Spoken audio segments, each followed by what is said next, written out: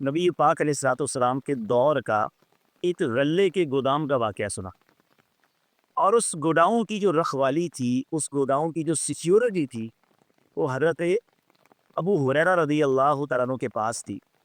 حضرت ابو ہریرہ خود فرماتے ہیں کہ مجھے مسلمانوں کے جو غلہ تھا یا مسلمانوں کا جو مال تھا، اس کی حفاظت کی ذمہ داری سرور کائنات علیہ الصلوۃ والسلام نے دی تھی، اور آقا علیہ الصلوۃ والسلام نے فرمایا تھا کہ ابو ہریرہ تم نے اس کی حفاظت کرنی ہے۔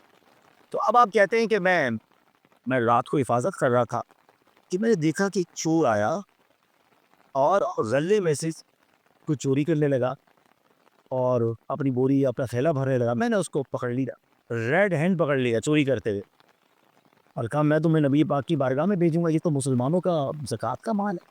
تو اب وہ جو چور تھا نا، وہ بڑی ریکویسٹ کرنے لگا، رونے لگا، گر گرانے لگا، غریب آدمی ہوں، میرے بچے ہیں، مجھے معاف کر دو، آئندہ چوری نہیں کر۔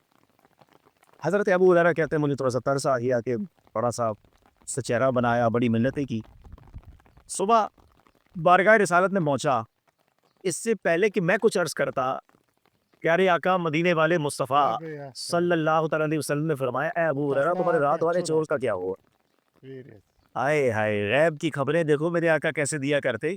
فرماتے اے ابو ہریرہ تمہارے رات والے چور کا کیا ہوا؟ اچھا یہ میں کوئی اور حدیث نہیں سنا رہا، صحیح بخاری کی حدیث سنا رہا ہوں۔ لوگ کہتے ہیں ریفرنس کے ساتھ بات کیا کرو، آج بخاری کی حدیث سنا رہا ہوں۔ کہتے حضور وہ آیا تو تھا، لیکن وہ بڑا جو ہے وہ پریشان تھا، رو رہا تھا، اپنے بچوں کی بات کر رہا تھا، میں چھوڑ دیا۔ میں حدیث کا خلاصہ پیش، آقا فرماتے ہیں وہ جھوٹا ہے، وہ پھر آئے گا۔ نبی پاک نے جو ہو گیا وہ بھی بتا دیا کہ اے ابو ہریرہ تمہارے چور کا کیا ہوا، اور کل جو ہونا ہے وہ بھی بتا دیا۔ اگر جو نعت میں شعر پڑھتے ہیں جو ہو چکا ہے جو ہوگا حضور جانتے ہیں، ٹھیک ہے؟ تو اب سنیے، حضرت ابو ہریرہ کہتے ہیں اب تو مجھے کنفرم ہو گیا کہ نبی پاک نے فرمایا ہے، تو اب تو اس نے آنا ہی ہے، میں ریڈی تیار۔ رات ہوئی تو پھر آ گیا وہ چور، پھر چپکے سے بھرنے لگا، پھر میں نے پکڑ لیا۔ میں نے کہا تمہیں شرم نہیں آتی؟ کل معافی مانگ کر گئے، آئندہ نہیں کروں گا، پھر چوری کرنے آ گئے۔ وہ آٹے کا یا غلے کا بورا بھرنے لگا تھا، رونے لگ گیا، اب معاف کر دے، بس اب کی بار معاف کر دے، اب نہیں کروں گا، بچے چھوٹے ہیں، غریب تھا، پریشان تھا، اب نہیں کروں۔ پھر بارگاہ رسالت میں صبح ابو ہریرہ رضی اللہ عنہ جاتے ہیں، کیا فرماتے ہیں ابو ہریرہ تمہارے رات کے چور کا کیا ہوا؟ کہتے حضور آیا تو تھا، پکڑ بھی لیا تھا، پھر رونے لگا، پھر گر گرانے لگا، پھر رحم آیا، میں نے چھوڑ دیا۔ ابو ہریرہ وہ جھوٹا ہے وہ پھر آئے گا۔ ارے بس ابو ہریرہ پھر ریڈی، اب تو چھوڑوں گا نہیں۔ تیسری رات پھر آیا، پھر پکڑ لیا اس کو، کہتا چھوڑ دو کا نہیں چھوڑ۔ اچھا ابو ہریرہ رضی اللہ تعالیٰ عنہ، میں ایسا کرتا ہوں کہ تم مجھے چھوڑ دو، میں تمہیں چند کلمات سکھا دیتا ہوں، وہ تمہیں بڑا فائدہ دیں گے۔ آپ نے فرمایا بتاؤ کیا ہے؟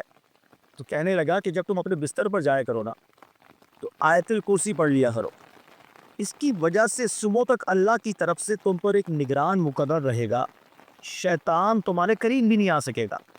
تو کہتے پھر چھوڑ دیا، چلو ایک اچھی بات سکھا کے جا رہا ہے۔ صبح بارگاہ رسالت میں پہنچے، پیارے آقا علیہ الصلوۃ والسلام نے فرمایا کہ اے ابو ہریرہ کیا ہوا وہ تمہارے چور کا؟ حضور آیا تھا لیکن اس بار کچھ سکھا کر گیا، اس لیے چھوڑ دیا۔ فرمایا وہ کیا تھا؟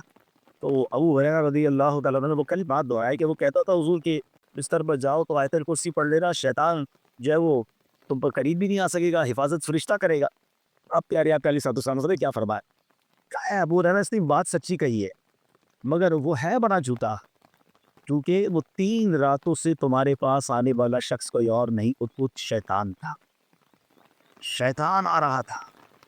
اب اس واقعے سے ہمیں بہت کچھ سیکھنے کو ملتا ہے۔ پہلے تو پیارے آقا کی شان، سبحان اللہ، کیا رب نے علم عطا فرمایا، کیا نظر عطا فرمائی، جو ہو گیا وہ بھی بتا رہے ہیں، جو ہونے والا وہ بھی بتا رہے ہیں۔ پتہ نہیں لوگ کس بات کی کنفیوژن میں ہیں کہ نبی پاک علیہ الصلوۃ والسلام کو علم غیب تھا کہ نہیں۔